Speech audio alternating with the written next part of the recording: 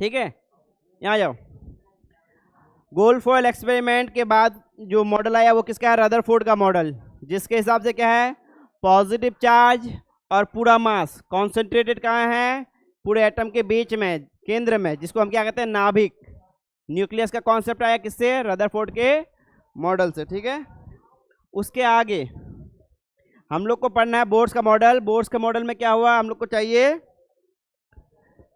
कुछ कुछ चीज़ों का एक्सप्लेनेशन, नया थ्योरी। जो दो थ्योरी के बेस पे बोर्स का मॉडल आया था वो क्या है? पहला तो है dual nature of electromagnetic radiation, ठीक है। दूसरा बात था एटॉमिक स्पेक्ट्रा। दो चीज, एटॉमिक स्पेक्ट्रा, परमाणु स्पेक्ट्रा, और डुअल नेचर यानी कि द्वैत स्वभाव। दो स्वभाव है किसका?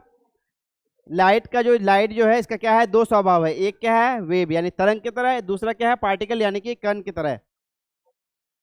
आधा क्लास खत्म हो गया, समझे?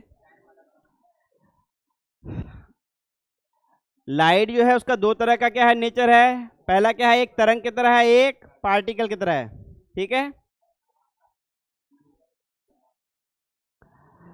थर्मल कैमरा का ये सब इमेज है, जिसमें क्या है? टेम्परेचर के सबसे अलग अलग इमेज है। सबसे पहले इसी के बारे में पढ़ेंगे, ठीक है।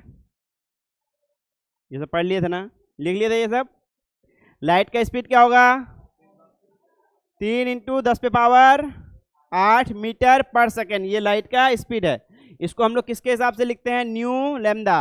क्या लिखते हैं? New into lambda. न्यू क्या है? ये आवृत्ति है। आवृत्ति किसका? इस वेवलेंथ का। 1 सेकंड में कितनी बार, समझे?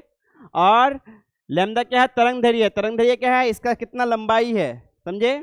लाइट का जो वेव है इसका कितना लंबाई है, ये है तरंग दैर्घ्य। दूसरा क्या है? आवृत्ति। ये लंबाई कितने बार 1 सेकंड में ऊपर नीचे होता है, समझ में ये बात? नेक्स्ट क्या था? ये लाइट स्पेक्ट्रा था। ये क्या है? लाइट स्पेक्ट्रा है, ठीक है।